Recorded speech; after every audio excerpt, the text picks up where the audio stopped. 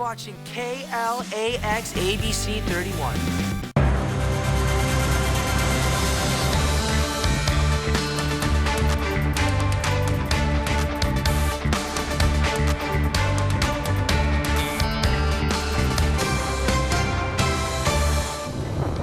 Coming up, a woman charged with the murder for the death of her daughter is now in the hospital after trying to harm herself.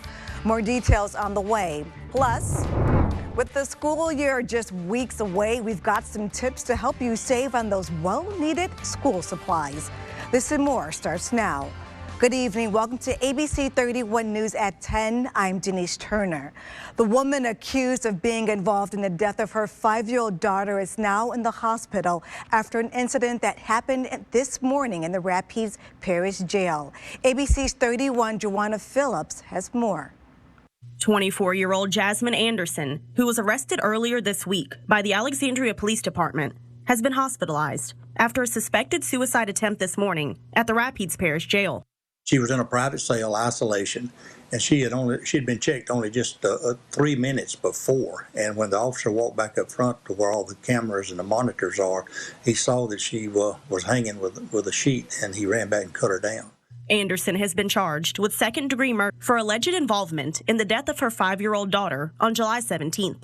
On that day, she brought the child to a local emergency room. The child was dead upon arrival, and an autopsy revealed that her death was a result of a neck injury. Jasmine Anderson was brought to the Alexandria Police Department earlier this week for questioning after being transported from a mental health facility in Avoyles Parish. Anderson was brought to Rapides Regional Medical Center this morning after she was found in her cell and revived by medical personnel. I was called, and I went up to the jail, and she was laying on the floor, and they were doing CPR on her. The ambulance arrived, the Cadence ambulance, just in a few minutes, and they hooked her up to the machines and everything, and they continued to do CPR and work with her. That continued probably from 10 to 15 minutes. You have a way of losing track of time, but anyway, when she left here, she had a pulse, and she was transferred. Sheriff Hilton says that Anderson's attorney has filed a motion for a sanity hearing. I'm sure as soon as they have that hearing, if it goes in his favor, she'll be transferred away from here. Updates on this case will be provided as information becomes available. Joanna Phillips, ABC 31 News. A Natchitoches man arrested for drug and weapons violations. Jason Jefferson Jr. was arrested on multiple charges in reference to a narcotics investigation. During the search, authorities found stolen guns, pills, nearly $4,000 in cash, and materials used to sell and pack drugs.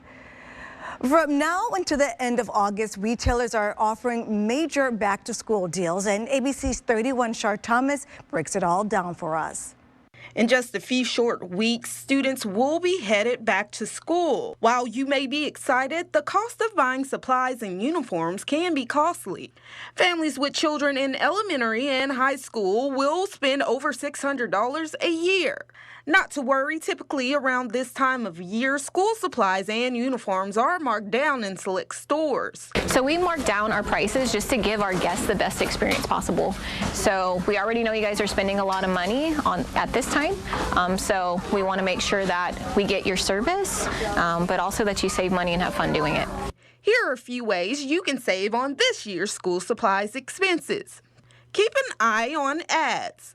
Stores are likely to put a few supplies on sale. Avoid buying too many trendy pieces. Shop around for the best deals. Last but not least, make a list and stick to a budget. For more information on how you can save this school year, visit our website at KLAX.TV.com. Shar Thomas, ABC 31 News.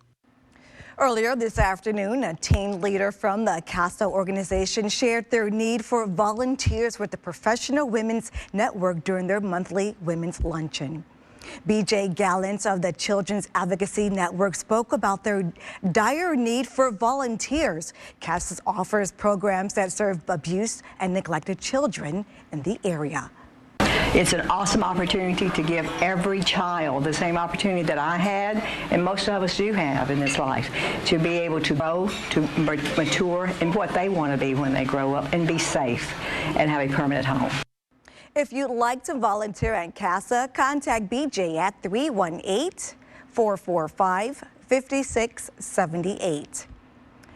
Meanwhile, the Rapides Parish Library is looking to encourage kids to consider using all the resources available to them. We take a closer look at what you have to offer in today's At Your Service.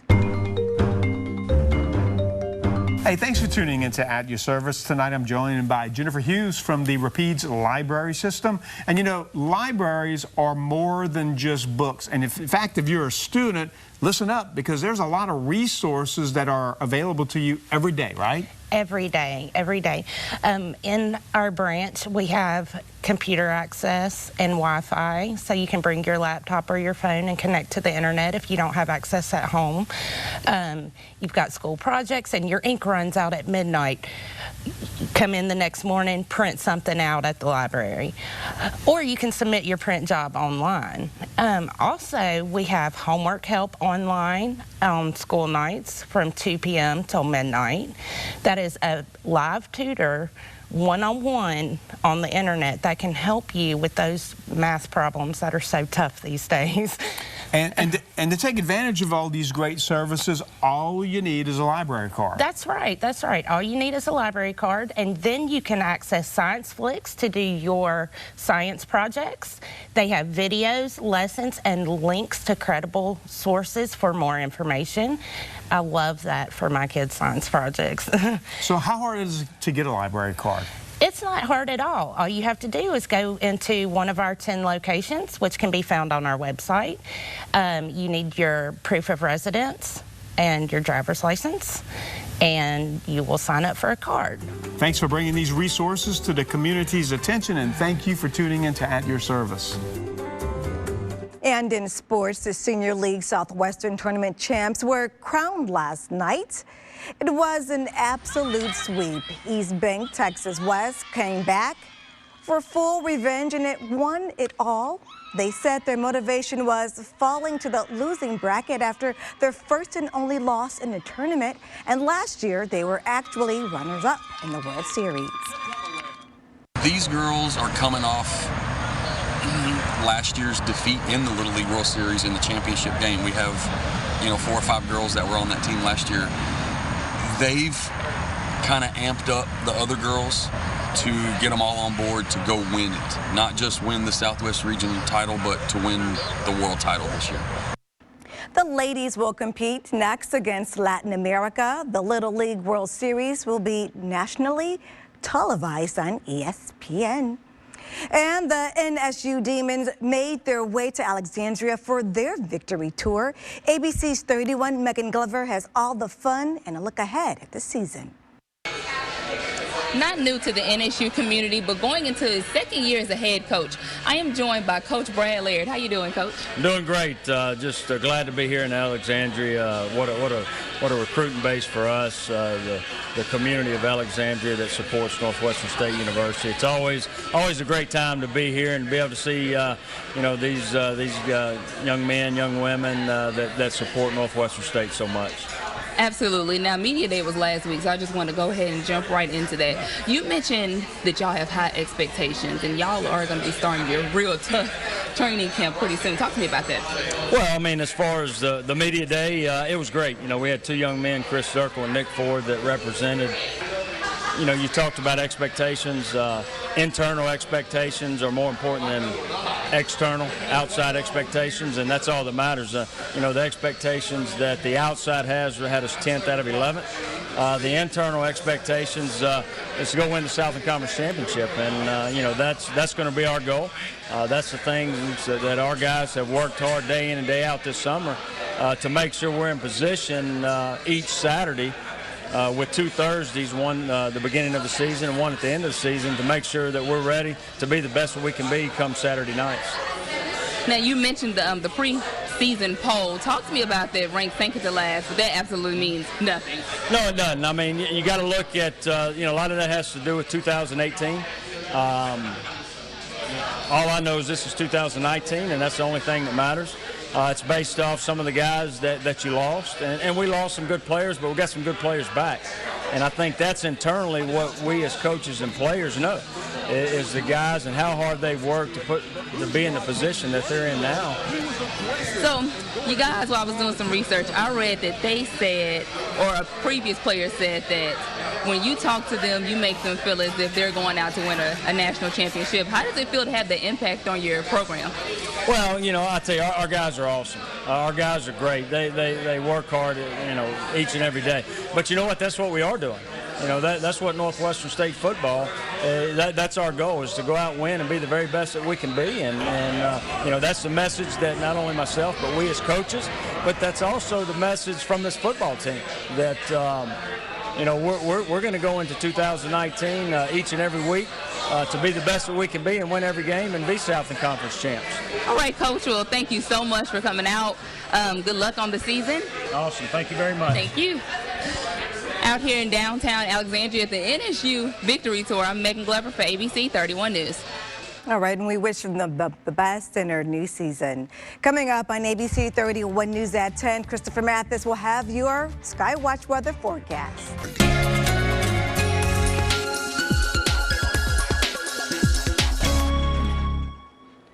I'm meteorologist Christopher Mathis. We tied a record low at Alexandria Wednesday morning and almost did that again Thursday morning.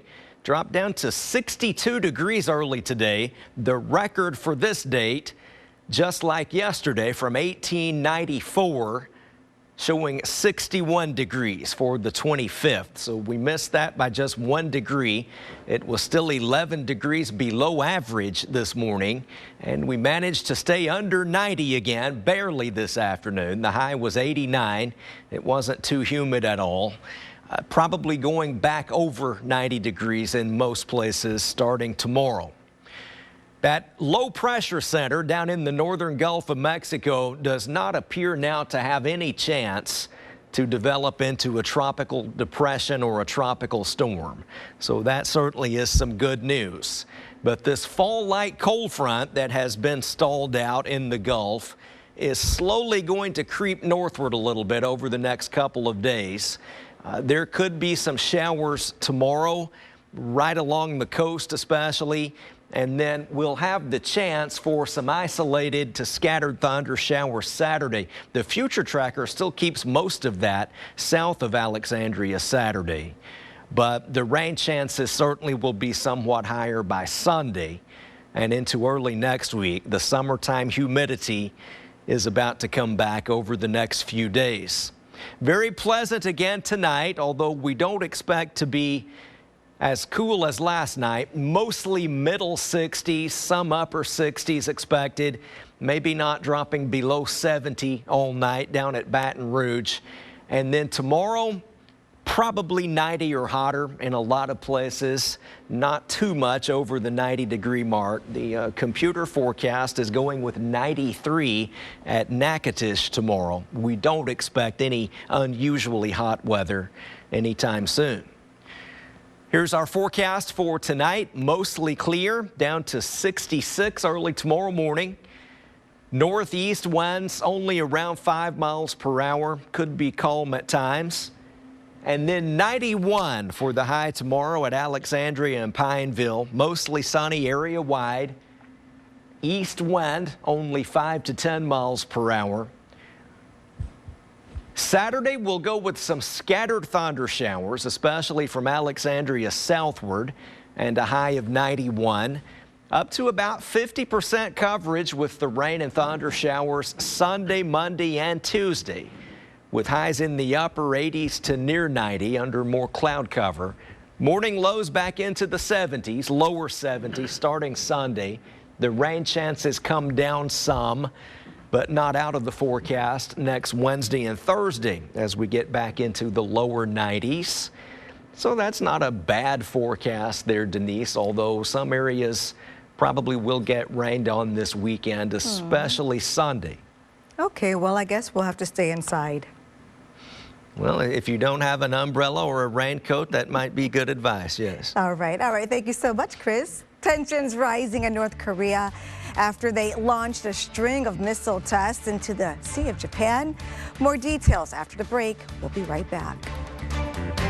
North Korea posing a new type of threat after recent missile launches into the Sea of Japan. That's according to South Korea's officials who raised concerns about the weapons. Mona Kesar Abdi has more in Washington.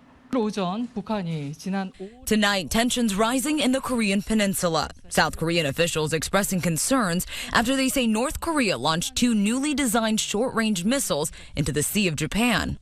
The South Korean Defense Ministry offering this stern warning, telling Pyongyang they've been monitoring their moves closely and urging their neighboring country to stop such actions. This is North Korea's first missile launch in more than 2 months. It also follows President Trump's historic visit to Japan and North Korea last month, where he met with the country's leader Kim Jong-un in the hopes of restarting negotiations on a nuclear agreement. And just Monday, Trump touted his relationship with Kim. Our relationship with North Korea has been very good. We've really established a good relationship with Kim Jong-un. I have personally. There's no rocket testing. There's no missile testing. The missile launches appear to be an effort to further pressure Washington, the State Department urging no more provocations. And we, continue to urge the North Koreans to resolve all of the things that the president and that Chairman Kim have talked about through diplomacy. China's foreign ministry also weighing in, stating all parties concerned should cherish the hard-won opportunity for dialogue and the easing of tensions. As for North Korea, the State Department says sanctions on the country will remain in place until a denuclearization agreement is reached. Mona Kesar Abdi, ABC News, Washington. That State Department says sanctions on the country will stay in place until a new denuclearization agreement is reached. The partisan battle over the Mueller report reaching a climax, this following Robert Mueller's much-anticipated testimony. The former special counsel faced hours of questions from lawmakers in the back-to-back hearings. President Trump declaring it a win, the Republican Party, while Democrats say impeachment is not off the table. Mona DeCapser has more. Robert Mueller's long-awaited testimony fell short of the blockbuster moment some Democrats had hoped for. The former special counsel often deflecting, deferring, or declining to answer. I can't answer that question. I would have to refer you to the report on that.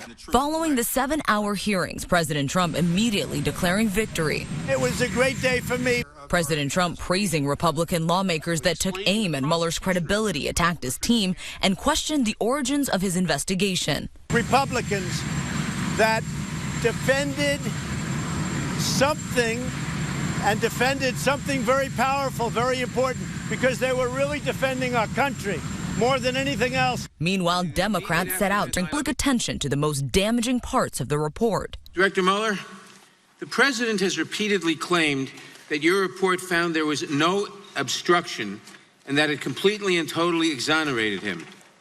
But that is not what your report said, is it? Correct. It is not what the report said. But even without dramatic testimony, House Speaker Nancy Pelosi still called the moment a milestone. It is a crossing of a threshold in terms of the public awareness of what happened and how it conforms to the law. But Mueller's testimony did not appear to be a turning point for Pelosi regarding her stance on impeachment. My position has always been whatever decision we made in that regard would have to be done with our strongest possible hand, and we still have some outstanding matters in the courts. It's about the Congress, the Constitution, and the courts. Mueller also offered a stern warning ahead of the 2020 election. He says that Russian election interference has been underplayed and will have long-term effects. Now Democrats in the House and Senate want to move forward with legislation to make elections more secure. Mona Kesar Abdi, ABC News, Washington. Up next on ABC 31 News at 10, dairy-free ice cream may not be that good for you after all. Details after the break. We'll be right back. If you love ice cream but can't have dairy, some good news because there are plenty more options available for you. These days, Wee Binyan has more information in today's Health Minute. Who doesn't love ice cream, whether you crave it on a hot summer day or during a rainstorm? While it might not be the healthiest option, most agree it's refreshing. But what about those dairy-free and vegan options? Those must be healthier, right? Well, not necessarily. Non-dairy frozen desserts feature good-for-you sounding alternatives, like soy milk, almond milk, or coconut milk. Many offer lower calories per serving than their dairy counterpart, and could have less saturated fat, which raises LDL or bad cholesterol. But not all dairy-free alternatives are the same. Some brands have just as many calories and saturated fats, especially those made with coconut milk. The amount of sugar in these non-traditional versions vary as well. Some pack up to half the recommended daily limit. There are also two things missing from non-dairy ice cream: calcium and protein that come from milk. But as with most food choices, there are pros and cons. And let's be honest, we aren't eating ice cream for its nutritional value anyway. For today's Health Minute, I'm Reed Binion. Also in health news, taking your eyes off the road for just 2 seconds doubles your chance of getting into an accident. That's according to AAA, and with all the bells and whistles we have in our cars nowadays, it's easy to get distracted. The Auto Group says people between the ages of 55 and 75 are likely to even get more distracted.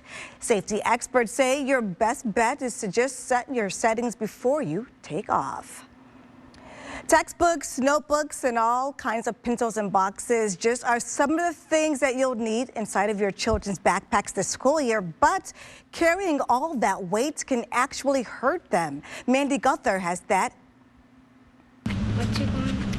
It's not a problem one expects in youth. It's remarkable the amount of children who I see in my practice for back pain. Loaded backpacks don't help. In fact, at the beginning of every school year, there's an uptick in young patients who come to see orthopedic surgeon Dr. Nicholas Fletcher at Children's Healthcare of Atlanta. The first thing he says can help: make sure your child uses both straps. If he even starts walking, this is going to fall off. And in order to prevent it from falling off, he's going to have to lean a lot to his left to sort of hold that in place. And so that's why it's so important that you have both straps on. Let me see your arm, buddy. Good. And then he's evenly weighted again. How the bag is packed can also cause pain. Fletcher says children should carry no more than 10 or 20% of their body weight.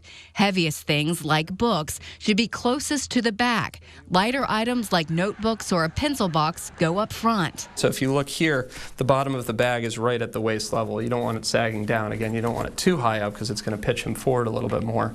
But when you look at him carrying it from the side, his head's nicely above his pelvis and his waist. Fletcher says parents should also go through backpacks to make sure they're not being overloaded. I'm Mandy Gaither reporting. If your child does develop back pain, have them rest and take a day or two off from physical activities. Get them to stretch and give them some ibuprofen. Now, if that pain persists over a period of weeks, go and see the doctor. Straight ahead, a man caught on camera firing multiple shots into a clothing store. That's next. Keep it here on ABC 31 at 10. Surveillance cameras caught a mall shootout in Washington state. Luckily, no one was hurt, but now the suspected shooter is facing a long list of charges. Kevin McCarthy reports. Puyallup police say this is Jordan Poisson dropping into the South Hill Mall after breaking in through the roof. Minutes later, cameras allegedly caught the 22-year-old Poisson shooting his way into shoe and clothing stores, firing rounds into display cases, and carting off armloads of stolen goods. Investigators say the shooting and burglary spree in the early morning hours on Tuesday was heard by employees inside the mall who called police. There were some individuals within the Macy's that we are aware of. We do not have statements from those individuals yet, so that's another piece of evidence that we would like to look at. Police say cameras followed Poisson running through the mall, choosing stores he wanted to break into. Once inside, he'd take what he wanted, then shoot his way out, apparently unaware that people were in the mall at 6 in the morning listening to gunfire echo through the empty shops. He then shot his way out of the mall, only to find police waiting for him outside. As officers arrived, a suspect was running out the front door of Macy's. He had just shot out the front door. The defendant was presently toward Poisson came into court wearing a protective suicide smock. Jailers and prosecutors say they're worried he may try to take his own life now that he's behind bars, facing charges of theft, burglary, malicious mischief, and illegal discharge of a firearm. Deputy Prosecuting Attorney Fred Wisk asked to wait until tomorrow to charge Poisson because prosecutors still have to go through all that video of him inside the mall. Well, there is obviously surveillance available from each of the individual businesses as well as the mall itself, and we'd like an opportunity to review that. Now to this video out of Tennessee went viral after Terry Davis was videoed near a fireworks display, sitting in his wheelchair and being told to pull it back. Janae Lewis reports. When people hear the name Terry Davis, this viral video is what comes to mind. There you go, Terry. Put it in reverse, Terry. Put it in reverse. Oh, Lord, please. Thankfully, he wasn't hurt when his wheelchair malfunctioned and he couldn't get away from the firework. But there's much more to his story. Oh.